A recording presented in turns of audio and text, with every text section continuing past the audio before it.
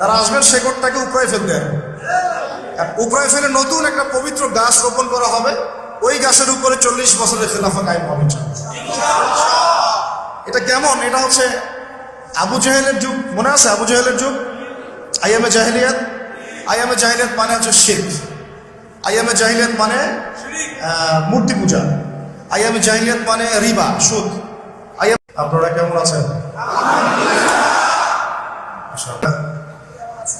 আমরা ব্যক্তিগতভাবে ভালো আছি, কিন্তু জাতিগতভাবে ভালো নাই। আমরা ব্যক্তিগতভাবে ভালো আছি, খাচ্ছি, ঘুমাচ্ছি, দাওয়াতের কাজ করছি, পত্র পড়াশোনা করছি, নামাজ পড়তে পারছি, ইবাদত করতে পারছি, শান্তিপূর্ণ একটা পরিবেশ আছে, কিন্তু মুসলিম জাতিগতভাবে ভালো নাই। এটা প্রমাণ হয়ে গেল আরো একবার এই গত কয়েকদিন আগের চট্টগ্রামের এই ঘটনা। অনেকে জানেন, হয়তো অনেকে জানেন না। আমাদের একজন বোন, তিনি স্বেচ্ছায় ইসলাম ধর্ম গ্রহণ করেছেন। স্বেচ্ছায়, কেউ তাকে জোর করে নেয়, স্বেচ্ছায় গ্রহণ করেছেন। এবং আরেকজন ভাই, তিনিও স্বেচ্ছায় ইসলাম কবুল করেছেন। তো এই দুই ভাই এবং বোন একে অপরের সাথে বিবাহ বন্ধনে আবদ্ধ হয়েছে। তো এরপরে মামলা মোকদ্দমা অনেক কিছু হলো। আমাদের ভাই কারাগারে চলে গেলেন। বোন আদালতের সামনে নিজের স্বীকারোক্তি দিলেন যে আমি স্বেচ্ছায় ইসলাম কবুল করেছি, কেউ বাধ্য করে না, কাগজপত্র সব ক্লিয়ার। তারপরে আমরা দেখলাম যে কিছু মানুষ আদালত চত্বরে তথাকথিত এই জয় শ্রীরাম স্লোগান দিয়ে বিক্ষোভ করল, এবং আমাদের চট্টগ্রামের যে মুসলিম ভাই, তাদের সাথে একটা সংঘাত হয়ে গেল। আমরা এত বছর ধরে বাংলাদেশে আছি, কোনোদিন তো হিন্দু মুসলিমের সংঘাত হয় না, হয়েছে? একজন ছেলে বাংলাদেশে, একজন ছেলে স্বেচ্ছায় ইসলাম ধর্ম থেকে খ্রিস্টান হয়ে যায়, আমরা কি তাকে পিটাবো? তার বিরুদ্ধে কোনো আইনি ব্যবস্থা নিব? এটা তার ব্যক্তি স্বাধীনতা। আমরা বলছি ধর্মনিরপেক্ষ দেশ, গণতান্ত্রিক দেশ, ব্যক্তি স্বাধীনতা। কেউ হিন্দু থেকে মুসলিম হলে এটা তার স্বাধীনতা, মুসলিম থেকে কেউ খ্রিস্টান হোক এটা তার স্বাধীনতা। যদিও ইসলামের বিধান সে মোরতাদ, বিধান মোতাবেক কি সে মোরতাদ। এখানে তো ইসলামের বিধান চলছে না, তাই এটা একটা Democratic country, not Islamic state. সেক্ষেত্রে এখানে সবাই ব্যক্তি স্বাধীন, প্রত্যেক ব্যক্তি তার মত প্রকাশে স্বতন্ত্র স্বাধীন। একজন বোন যদি ইসলাম কবুল করেন, সেক্ষেত্রে সে স্বাধীন। আমরা কেন তাকে ছিনিয়ে নিতে চাবো আদালত চত্বর থেকে? তাহলে পরিস্থিতি আস্তে আস্তে কিছু মানুষ ঘোলাটে করার চেষ্টা করছে। আমরা দীর্ঘদিন থেকে একসাথে বসবাস করেছি, কোনোদিন কারোর সাথে কোনো কনফ্লিক্ট হয় নাই। তারা তাদের ধর্ম পালন করেছে, আমরা আমাদের ধর্ম পালন করেছি। এইভাবে সাম্য মৈত্রীর একটা বাংলাদেশ ছিল। আস্তে আস্তে পরিস্থিতি যেন অন্যদিকে যাচ্ছে। এটা তো গেল ভিতরের কথা। শিক্ষার বিভাগেও আমরা ভালো নাই। আমাদের বাচ্চা কাচ্চাদেরকে এখন উল্টাপাল্টা শিক্ষা দেওয়া হচ্ছে। যেমন আমরা এই ওলামা সম্মেলনের আগে প্রিপারেশন নিচ্ছিলাম, লেকচারশিপ রেডি করছিলাম। তো দেখলাম, যদিও বা কোনো একটা কারণে আমি সেদিন যেতে পারি নাই, তো দেখলাম যে আসলে মূল সমস্যাগুলো কোন জায়গায়। মূল সমস্যা হচ্ছে শিক্ষার, তারা বস্তুবাদী শিক্ষাটাকে প্রাধান্য দিচ্ছে, ইসলামী শিক্ষাটাকে প্রাধান্য দিচ্ছেন না। 2 নম্বর হচ্ছে যে ইতিহাসকে বিকৃত করছেন। ইতিহাস বিকৃত করছেন, ভারতীয় উপমহাদেশে মুসলমানদের অবদানকে অস্বীকার করছেন। সেই জায়গায় যাদের কোনো অবদানই নাই তাদেরকে হাইলাইট করছেন। একটা স্বাধীন ফিলিস্তিন রাষ্ট্রকে ইসরায়েল দখল করব, এখন মানচিত্র থেকে আপনি ফিলিস্তিনের মানচিত্র উঠিয়ে দিচ্ছেন, ইসরায়েলের মানচিত্র প্রতিষ্ঠা করছেন, সেইটা পাঠ্যপুস্তকে নিয়ে আসছেন। তার মানে আমরা স্বীকার করে নিচ্ছি ফিলিস্তিনের অবৈধ ছিল, এরাই বৈধ। অনেক মৌলিক সমস্যা আছে। যৌন শিক্ষা দেওয়ার নামে আমরা আমাদের ছোট ছোট বাচ্চার মধ্যে বোঝাচ্ছি 15 থেকে 20 বছর। এটা খুব স্লিপারি একটা এজ। এই সময় মানুষের আবেগটা চূড়ান্ত লেভেলে থাকে, ইমোশন সে কন্ট্রোল করতে পারে না, কোনো সময় পাপ পিছলে যেতে পারে। এমনি ছেলে মেয়ে একসাথে পড়াশোনা করছে, তার উপরে আবার ছেলে মেয়েকে আমরা অবাধে একটা যৌন শিক্ষা দিচ্ছি। যৌন শিক্ষার নামে এখানে ফ্রি মিক্সিংটাকে আমরা প্রমোট করা শুরু করছি। এমনিতেই তার আগে থেকেই হারাম সম্পর্ক ছিল, তার উপরে পাঠ্যপুস্তকে যখন এগুলো পড়বে, এগুলো নিয়ে ডিসকাস করবে, কথাবার্তা বলবে, আগেই অ্যাফেয়ার করতো, এখন আরো খারাপ কোনো সম্পর্ক করবে, উৎসাহ পাচ্ছে। এখানে যৌন শিক্ষার নামে আমরা মানে শারীরিক শিক্ষার নামে আমরা যৌন শিক্ষা, অথচ আমাদের বাবারা, আমাদের মায়েরা 5টা 6টা 10টা করে সন্তান জন্ম দিয়েছে, তাদেরকে যৌন শিক্ষা শিখতে হয় না। আমার নানির 12 সন্তান, 12 সন্তান, কত সন্তান? 12 সন্তান। আমার আম্মারা 12 ভাই বোন। আমার নানির বিয়ে হয়েছে 14 বছর বয়সে। আমার নানিকে বিয়ে করেছেন, তার বয়স ছিল 14 বছর। নানার বয়স ছিল হয়তো 20-25-এর মতো। তার গর্ভ থেকে সন্তান হয়েছে 12 জন। কোনো সিজার করতে হয় না, সব নর্মাল। তাদেরকে যৌন শিক্ষা শিখতে হয় না। কারণ আমরা পশ্চিমাদেরকে হুবাহু অনুসরণ করছি এবং তাদেরকে আমাদের ইলাহ বানিয়ে নিচ্ছি। শিক্ষার মধ্যে এই মোটা দাগে সমস্যা ফেলা হচ্ছে। এতে করে বাচ্চাদের চরিত্র নষ্ট হয়ে যাচ্ছে, ভবিষ্যতে আরো হবে যদি এগুলো লাগাম টেনে না ধরা হয়। আর লাগাম টেনে ধরার দায়িত্ব বা কর্তৃত্ব আমাদের হাতেও নাই। যাদের হাতে আছে তাদের পর্যন্ত মেসেজ পৌঁছে দেওয়া আমাদের দায়িত্ব। সমস্যা হচ্ছে, আমরা দেখলাম সেখানে যৌন শিক্ষার চেয়ে এক ধাপ এগিয়ে, নারী পুরুষের অবাধ মেলামেশার থেকে এক ধাপ এগিয়ে ছেলে ছেলের যে জেনা, নাউজুবিল্লাহ, সমকামিতা, এটাকে আমরা প্রমোট করা শুরু করলাম এবং এটাকে নতুন একটা ভার্সনে বইপত্র নিয়ে আসছি। তার নাম হলো শরীফ থেকে শরীফ।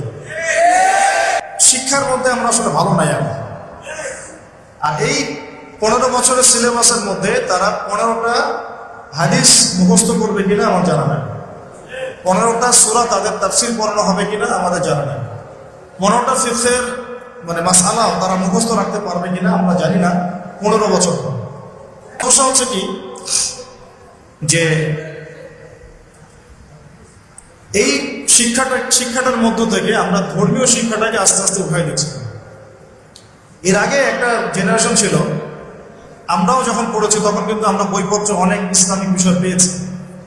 আকীদা ছিল, ইমানের বিষয়গুলো ছিল, উসুল ছিল, ফিকহ ছিল, মাসলা মাসাইল ছিল, এমনকি কবিতা সাহিত্য এগুলোর মধ্যে মুসলিমদের ভূমিকাগুলো ছিল।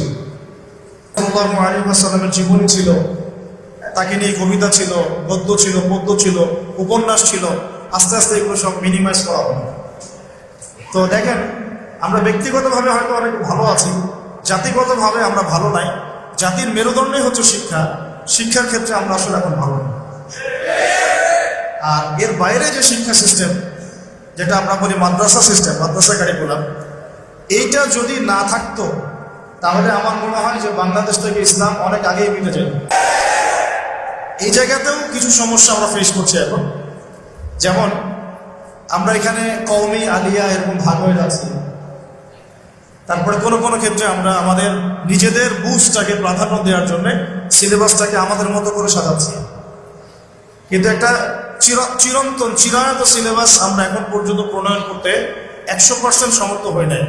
কি সিলেবাস? যেটার মধ্যে ইসলামিক এবং জেনারেল শিক্ষার একটা সমন্বয় থাকবে, এরকম সিস্টেম কিন্তু আমরা এখন পর্যন্ত মানে উঁচু লেভেল থেকে বাস্তবায়িত হতে দেখিনি। এখানে প্রবলেমটা হচ্ছে কি, যে আমরা অনেকে হয়তো মুফতি হয়ে যাচ্ছি, ইফতা দিয়ে ফেলছি, কিন্তু আমরা ভৌগোলিক বিষয়গুলো সম্পর্কে খোঁজখবর রাখতেছি। অর্থনীতি আমরা খুব একটা বুঝতে পারছি না, ওয়ার্ল্ড ইকোনমিক্সের কথা বলছি। তারপরে গ্লোবাল জিও পলিটিক্স আমরা বুঝতে পারতেছি। এই বর্তমান বিশ্বের সংকটগুলো মোকাবেলা করতে পারতেছি।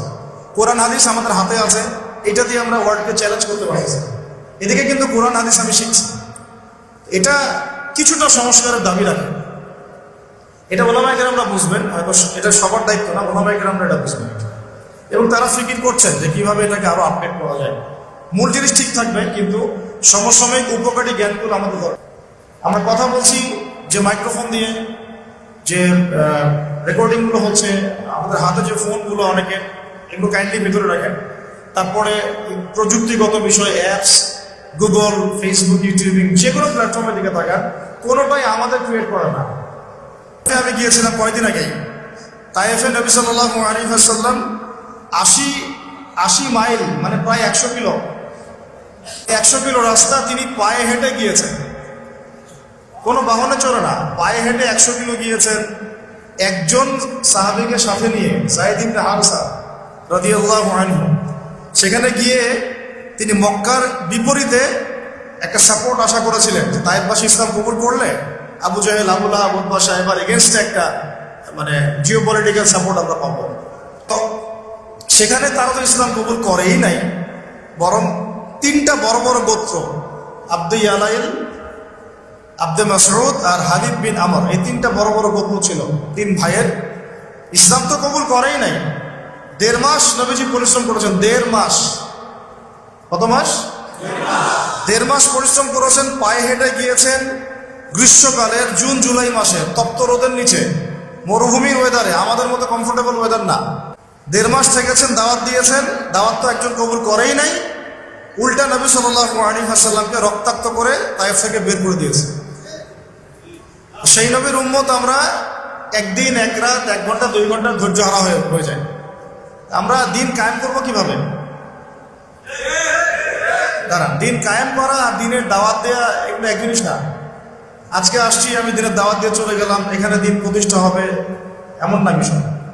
দিন প্রতিষ্ঠা মানে হচ্ছে এমন একটা গাছ রোপণ করা, এমন একটা বৃক্ষ রোপণ করা যার শেকড়টাও পবিত্র, যার ডালপালা পবিত্র, ফলও দেবে কি। এখন আমরা ফল আশা করতেছি, ডালপালা নিয়ে পড়ে আছে, আজকে এই ইস্যু, কালকে সেই ইস্যু। বাস্তবতা হচ্ছে ওই শেকড়টাই পচে গেছে,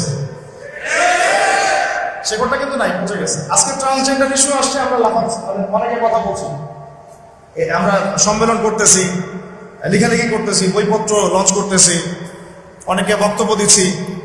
এই তো কয়েকদিন আগে আবার আসছিল আরেকটা ইস্যু, তখন ওইটা নিয়ে আমরা কথা বললাম, প্যালেস্টাইন।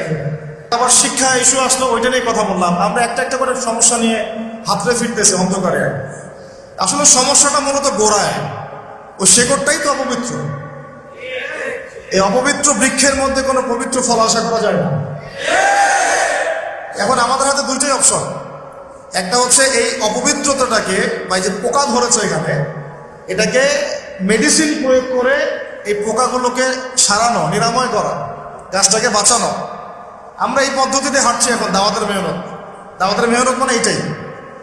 আরেকটা পদ্ধতি হচ্ছে যে যদি মেডিসিন প্রয়োগ করে ওটাকে রিকভারি করা না যায়, তখন ওই শেকড়টা উপড়ায় ফেলতে হয়।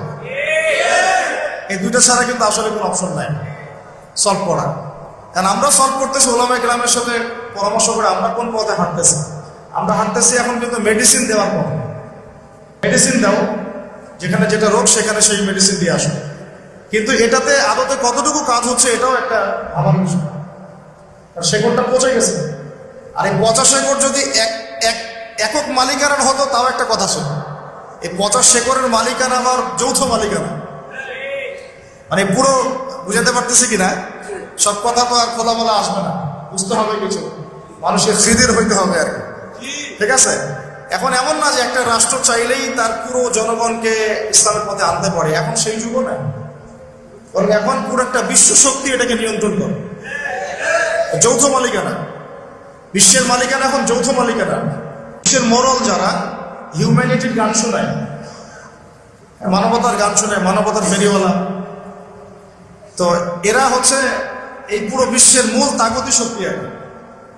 এরা পুরো বিশ্বটাকে এইভাবে সাজিয়েছে যে এখানে মুসলমানদের স্বার্থ খুব একটা দেখা হবে না। বিশ্বের প্রত্যেকটা ডিপার্টমেন্ট, শিক্ষাই বলেন, সংস্কৃতি বলেন, ধর্ম বলেন, আপনার কেউ ইকোনমিক্স বলেন বা জিওপলিটিক্স বলেন, প্রযুক্তি বলেন, অস্ত্রশস্ত্র, যে কোনো ডিপার্টমেন্ট ওরা নিয়ন্ত্রণ করে। এই নিয়ন্ত্রণগুলো মুসলিম কান্ট্রিদের উপর এখন খুব একটা নাই, এই বাস্তব কথা। আর যারা শক্তিশালী কান্ট্রি তারা হাত গুটিয়ে বসে আছে। তারা কি করতেছে?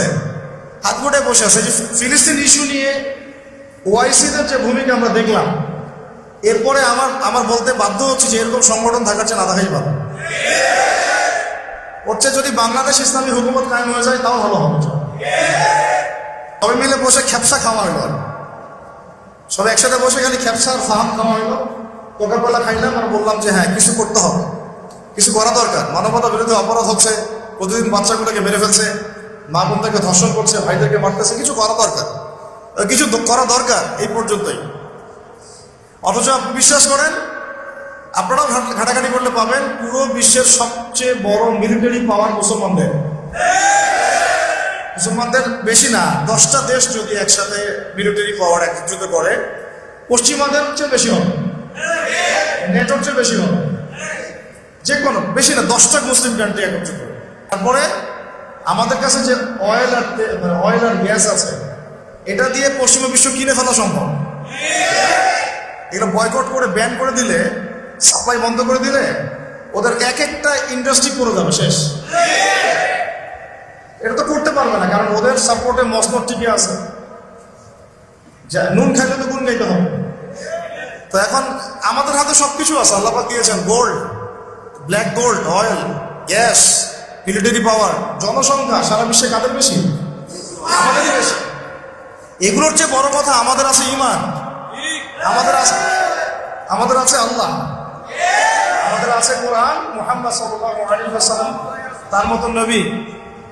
তারপরেও কেন এই অবস্থা?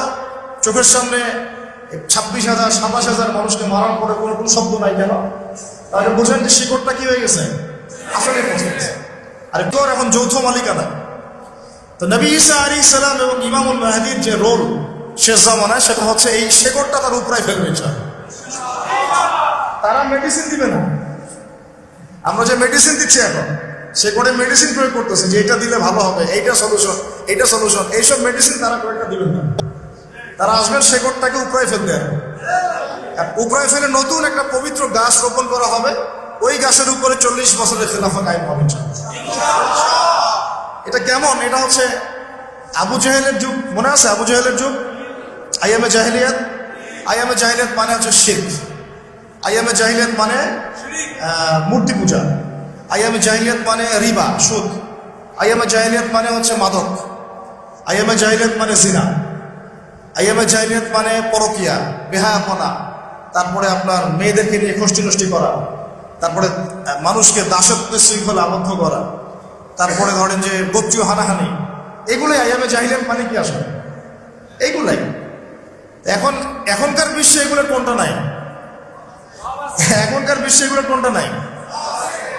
সবকিছু আছে, তো আছে আরো বেশি, আরো বড় পরিসরে মজুদ, এবং এটার গ্লোবালাইজেশন হয়েছে ব্যাপারটা, তাই না? ওই সময় না হয় শুধু মক্কায় ছিল, শুধু হয়তো রোমান সম্প্রদায় ছিল, শুধু হয়তো ফুরসে ছিল, বা এদিকে মদিনায় কিছু অংশ ছিল। এভাবে তো গ্লোবালাইজেশন হয় না, এখন সবকিছু গ্লোবালাইজেশন হয়েছে। তো এখন আইয়ামে জাহিলিয়াতের ওই জায়গায় নবীজি কি করলেন সাল্লাল্লাহু আলাইহি ওয়াসাল্লাম? তিনি কি তাদের প্রচলিত যে মতবাদগুলো, তাদের ওই সুদি সিস্টেম, তাদের ওই শিরক, তাদের ওই জিনা, তাদের ওই মাদক, তাদের ওই গোত্রীয় হানাহানি, ওইগুলোর ভিতরে ঢুকে কি সংস্কার করার চেষ্টা করলেন, না ওখান থেকে বের হয়ে নতুন কিছু দিলেন? বলেন, ওদের সিস্টেমে ঢুকে কি সংস্কার করার চেষ্টা করলেন, না ওই সিস্টেমের বাইরে থেকে নতুন কিছু দিলেন বিশ্বকে? তিনি নিজে ওই সিস্টেমের বাইরে থাকলেন, নিজে জীবনে কখনো মিথ্যা বলেন নাই, নিজে জীবনে কখনো শিরক করেন নাই, নিজে কিন্তু কখনো তিনি মাদকের ধার কাছেও যান নাই, কখনো গোত্রীয় হানাহানিতেও যান নাই, রিভার কাছেও যান নাই। নবী হওয়ার আগেও তিনি কখনো এগুলো করেন নাই। নবী হওয়ার পরে তো বহুত দূরের কথা ব্যাপারটা, তাই না? তখনও মানুষ তাকে আল আমিন, as-সাদিকুল আমিন বলতেন, সত্যবাদী, মহাসত্যবাদী। তো সিস্টেমের ভিতরে ঢুকে না, বরং এই জাহিলিয়াতের বাহিরে থেকে নতুন কিছু দিয়ে জাহিলিয়াতকে দূর করার চেষ্টা করেছেন, এবং তিনি সফল হয়েছেন 100%।